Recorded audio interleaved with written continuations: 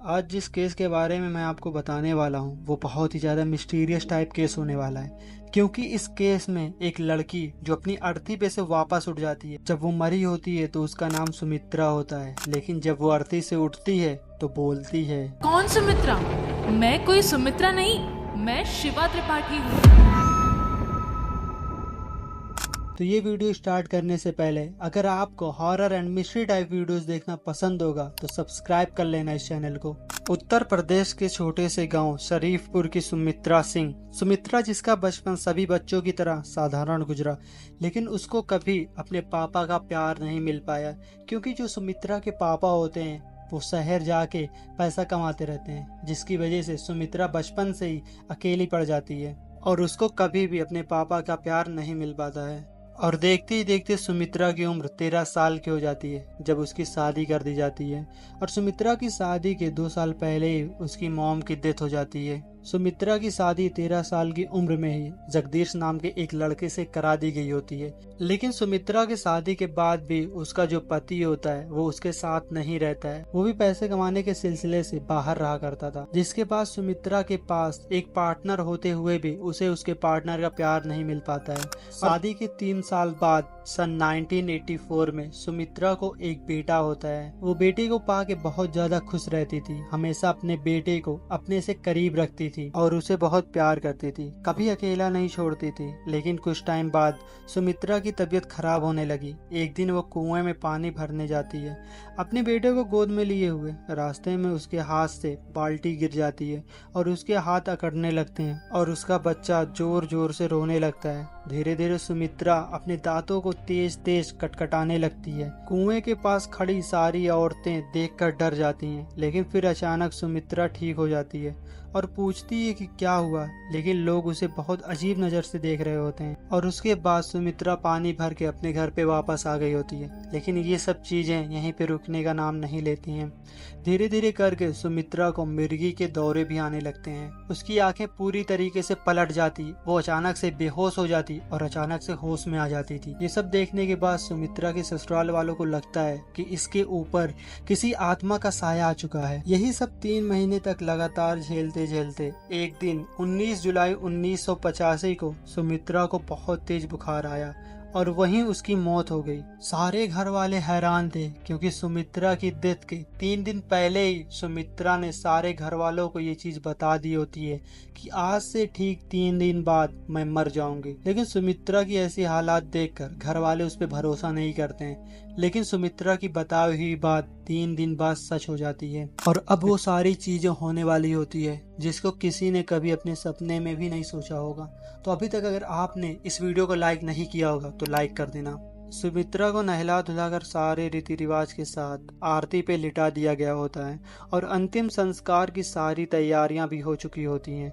तभी सुमित्रा अपनी अर्थी पे से उठ गई होती है। सब लोग हैरान हो जाते हैं, लेकिन सुमित्रा इस बार अपने आप को शिवा त्रिपाठी हूँ कर बताती है। ये देखने के बाद वहाँ के बहुत सारे लोग बेहोश हो गए होते हैं। सबके होश उड़ गए होते हैं कि ये हो क्या रहा है। जब सुमित्रा अपने आप को शिवा नाम से बताती है तो सबको लगता है कि इसकी तबीयत खराब है, इसीलिए ये ऐसी बातें कर रही है।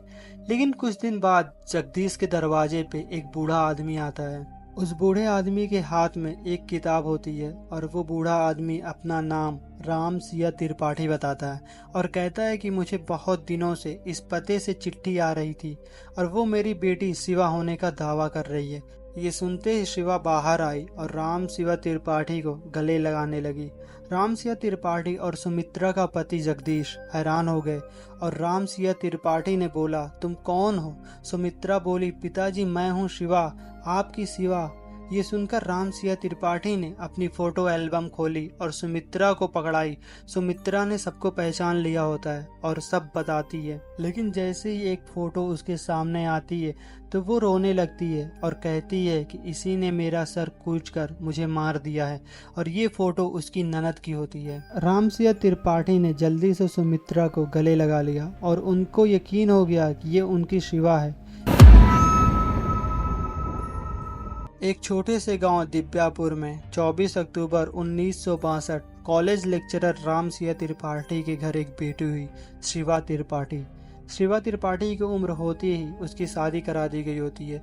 उसके 2 बच्चे हुए, लेकिन उसके ससुराल में उसे रोज सताया जाता था। शिवा सब सहती रही, लेकिन बच्चे होने के बाद भी उसे उसके ससुराल वाले बहुत सताते थे। लेकिन एक दिन शिवा त्रिपाठी की लाश एक रेलवे ट्रैक पे पड़ी हुई मिलती है। उसका सर बहुत बुरी तरीके से कुचला गया होता है। ये सब देखने के बाद पुलिस वाले इसको सुसाइड घोषित कर देते हैं और वो केस बंद कर देते हैं। लेकिन जो शिवा के फादर होते हैं, जो शिवा के पापा होते हैं, वो उसके ही ससुराल वालों पे केस कर देते हैं, लेकिन उनकी भी कोई सुनवाई नहीं होती है। और आगे कुछ दिनों बाद फिर से शिवा के पापा उसके ससुराल वालों पे केस करते हैं, लेकिन कोई भी सबूत न मिलने की वजह पे इस केस को फिर से क्लोज कर दिया गया होता है और शिवा को कभी भी इंसाफ नहीं मिल पाया। सुमित्रा के 2 बच्चों के साथ शिवा जगदीश को भी अपना कर उनके साथ रहना शुरू कर देती है।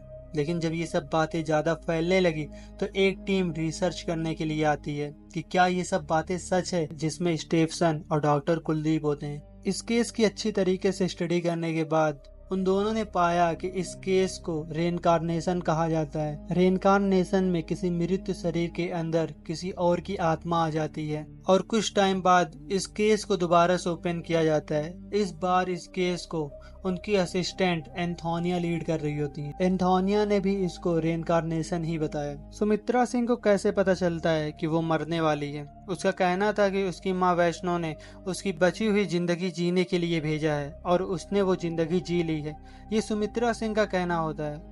और ठीक 13 साल बाद सुमित्रा उर्फ शिवा की भी मौत हो जाती है और ये स्टोरी यहीं पे खत्म हो जाती है। आपको ये स्टोरी कैसी लगी कमेंट करके जरूर बताना। अगर आप चैनल पे नए हो तो horror and mystery type videos देखने के लिए चैनल को भी सब्सक्राइब कर लेना।